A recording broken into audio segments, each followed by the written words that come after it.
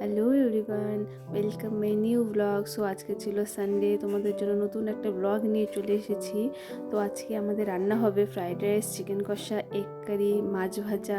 তো প্রথমে আমি ফ্রাইড রাইসের জন্য চালটা খুব ভালো করে ধুয়ে ভিজিয়ে রেখে দেবো 1 ঘন্টা।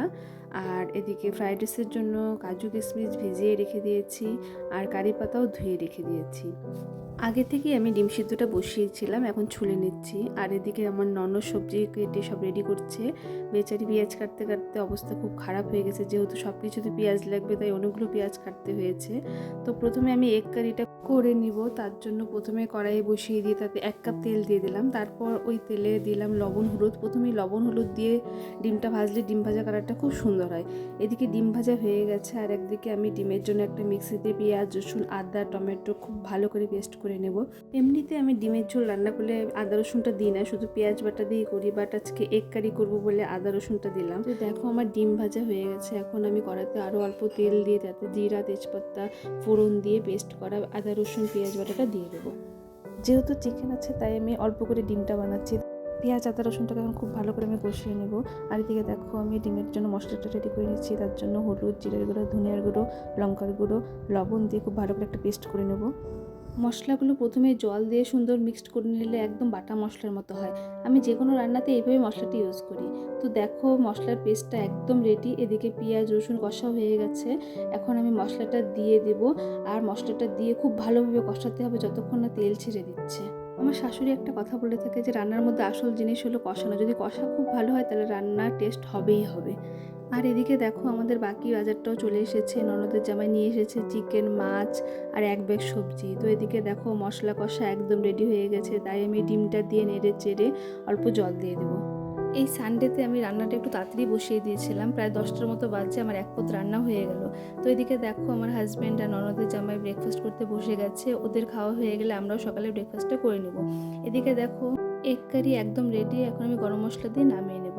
তো এগ কারি তো হয়ে গেলে এখন আমি চিকেনটা বানিয়ে নেব। তার জন্য আবার মিক্সিতে আদা রসুন টমেটো কাঁচা লঙ্কা খুব ভালো করে পেস্ট করে নেব। আর এদিকে কড়াই বসিয়ে দিয়ে তাতে দিয়ে দিলাম 3 কাপ তেল। তেলটা খুব ভালো করে গরম হয়ে গেলে দিয়ে দেব 2টো শুকনো লঙ্কা, তেজপাতা, দারচিনি, এলাচ, লবঙ্গ আর জিরে। বাস, আর কিছু দেব না। এবার খুব ভালো করে ভেজে নিতে হবে। ভাজা হয়ে গেলে ঝুড়ি ঝুড়ি করে কেটে রাখা পেঁয়াজটা দিয়ে দেবো। পেঁয়াজটা একটু ধৈর্য ধরে খুব ভালো করে ভেজে নিতে হবে, একদম গোল্ডেন ব্রাউনের মতো।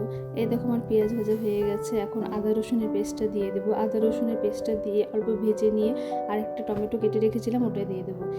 আর একই সাথে মশলাগুলোও দিয়ে দেবো। তো আমি এখানে ব্যবহার করেছিলাম লবণ, হলুদ, লঙ্কার গুঁড়ো, জিরের গুঁড়ো আর চিকেন মশলা। মশলাগুলো দিয়ে পেঁয়াজ রসুনের সাথে খুব ভালোভাবে মিশিয়ে নিয়ে মিডিয়াম আঁচে ভালোভাবে কষাতে হবে। এই দেখো ফ্রাইড রাইসের জন্য যে চালটা আমি ভিজিয়ে রেখেছিলাম কি সুন্দরভাবে ভিজে গেছে। তাই ভাতটা করার জন্য হাঁড়িতে জল দিয়ে দিলাম, আর জলে দিয়ে দেবো গোটা গরম মশলা, তেজপাতা। এই যে মশলাটা কষা হয়ে আসছে, কি সুন্দরভাবে তেল ছেড়ে দিয়েছে। আর এদিকে ননদ চিকেনটাও খুব ভালো করে ধুয়ে দিচ্ছে। এদিকে দেখি ভাতের জন্য জলটাও একদম গরম হয়ে গেছে, তাই ভিজিয়ে রাখা চালগুলো দিয়ে দিলাম। ভাতটা বসিয়ে কিন্তু খুব ভালোভাবে একটু পর নাড়তে হবে, না হলে কিন্তু ফ্রাইড রাইসের জন্য ভাতটা একদম পারফেক্ট হবে না। এদিকে মশলাটাও একদম কষে গেছে, চিকেনটা তাই দিয়ে দেবো। আর এদিকে ভাজতে বলছে কি সুন্দর সেন্ট বেরিয়েছে চিকেনের, তাই ওর সাথে আর কি করছি। চিকেন তো রান্না হয়নি, কাঁচা চিকেন আছে, খাবি? আর এটা শুনে সবার হাসতে হাসতে অবস্থা খারাপ। এদিকে দেখি ভাতটা একদম রেডি। ভাতটা কিন্তু অল্প শক্ত থাকতেই নামাতে হবে। এখন আমি বড় ওভেনে ফ্রাইড রাইস করবো বলে চিকেনটা ছোটোটাতে ট্রান্সফার করে দিলাম। এই দেখো এই কড়াইটাতে আমি ফ্রাইড রাইস করবো। তো কড়াইটা গরম বসিয়ে দিয়ে আমি এদিকে এলাচটা থেতো করে নিলাম, তাহলে সেন্টটা খুব ভালো হয়। তো চলো শুরু করে দেওয়া যাক ফ্রাইড রাইস বানানো। কড়াইটা একদম গরম হয়ে গেছে, এখন দিয়ে দেবো ঘি। ঘিটা ভালো করে গলে গেলে দিয়ে দেবো থেতো করে রাখা এলাচ, দারচিনি, তেজপাতা আর লবঙ্গ। মশলাগুলো দিয়ে খুব ভালো করে ভেজে নেব। ভেজে নেওয়ার পরে দিয়ে দেবো কারি পাতা। কারি পাতা দেওয়ার পরে দেবে খুব সুন্দর একটা সেন্ট বেরিয়েছে। তারপরে দিয়ে দিতে হবে পেঁয়াজ কুচি। পেঁয়াজটা ভালো করে ভাজা হতে হতে আদা রসুনের পেস্টটা বানিয়ে নেব। এদিকে দেখি পেঁয়াজও আর একটু ভাজা হবে, আর মাংস কষাটা হয়েই আসছে। আমাদের বাড়িতে ফ্রাইড রাইস আর চিকেন কষাটা সবারই পছন্দ, বাট আমার ছেলে আর ননদের জামাইয়ের খুবই ফেভারিট। দেখি ননদও সবজিগুলো গোছাচ্ছে, তাই ওকে একটু হেল্প করে দিলাম। এদিকে দেখি চিকেনটা কষা একদম হয়ে গেছে, এখন দিয়ে দিলাম গরম জল। আমার যত রান্নাবাড়া দেখো সব কিন্তু আমি আমার শাশুড়ির থেকেই শিখেছি। এক কথায় মা হাতে খড়ি দিয়েছে, আর আমার শাশুড়ি হলো আমার আসল শিক্ষক। ফ্রাইড রাইসের জন্য পেঁয়াজ ভাজাটা একদম হয়ে গেছে। এখন দিয়ে দেবো আদা রসুন বাটাটা। আদা রসুনটা দিয়ে খুব ভালো করে কষিয়ে নেব। যেহেতু আমার কড়াইটা খুব বড়, তাই গরম হতে একটু টাইম লাগছে, তাই রান্নাটা হতেও আমার লেট হয়ে যাচ্ছে। আদা রসুনটা একদম ভাজা হয়ে গেছে। এখন আমি এক এক করে সবজিগুলো দিয়ে দেবো। তো প্রথমে আমি দিয়ে দেবো গাজর কুচি, বিনস আর ক্যাপসিকাম। সবজিগুলো সব ভাজা ভাজা হয়ে গেলে দিয়ে দেবো ভিজিয়ে রাখা কাজু আর কিশমিশ। আর একই সাথে অল্প লবণও দিয়ে দেবো। লবণটা দিলে ভাজাটা তাড়াতাড়ি হয়ে যাবে। তো এখন 5 মিনিট ভেজে নেব। আর এদিকে ফ্রাইড রাইসের জন্য ভাতটা থালার মধ্যে উঠিয়ে নিই, তাহলে দিতে সুবিধা হবে। এখানে দেখো ভাগ্নিকে একটু করে কষা মাংস খাইয়ে দিলাম। কখন থেকে ঘুরছে মাংস খাওয়ার জন্য। ও খেয়ে বলছে দারুণ হয়েছে, খেয়ে পোষাইলো না। সবজিগুলো ভাজা হোক, চলো আমরা একটু বাইরে থেকে ঘুরে আসি। তো গিয়ে দেখি বেলকনিতে ননদ দাঁড়িয়ে আছে। দেখো আমাদের রাস্তায় লাইনের কাজ চলছে। উপরে যে লাইনের তারগুলো আছে ওটাই এখন মাটির নিচ দিয়ে যাবে। তাই রাস্তাগুলো গর্ত করে পাইপ ঢোকাচ্ছে। কি সুন্দর পাকা রাস্তাটা ভেঙে কি করলো এরা। আর কি করা যাবে, কাজের জন্যই তো করছে। এই দেখো আমার ছেলে আর শাশুড়ি মা দাঁড়িয়ে দাঁড়িয়ে ওটাই দেখছে। আবার দেখো এখানে আমাদের অ্যাক্টিং ক্লাস শুরু হয়ে গেছে। ননদ বৌদি ভাগ্নি মিলে অ্যাক্টিং করতে শুরু করে দিয়েছি। এত কাজের মাঝখানেও আমরা কতবার যে অ্যাক্টিং করি তা বলে বোঝাতে পারবো না।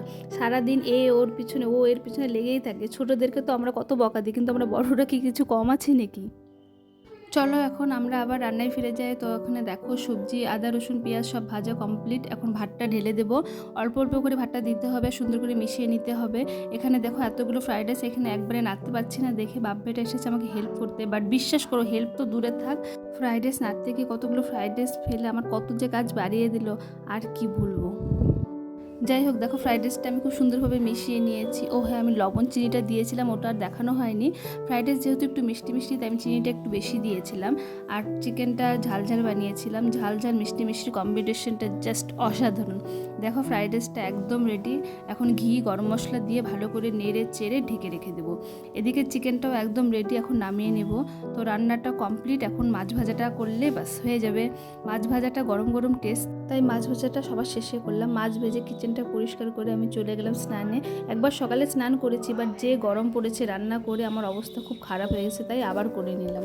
তো স্নান টান করে ক্রিম ট্রিম মেখে সিঁদুর পরে আমি চলে গেলাম খাওয়া দাওয়া করতে। তোরস সানডের মতো সবাই আমরা একসাথেই বসেছিলাম খেতে। আমরা সবাই মিলে খুব এনজয় করলাম আজকের সানডে। তো আজকের জন্য এতটুকুই। বাই বাই, দেখা হবে নেক্সট ব্লগে।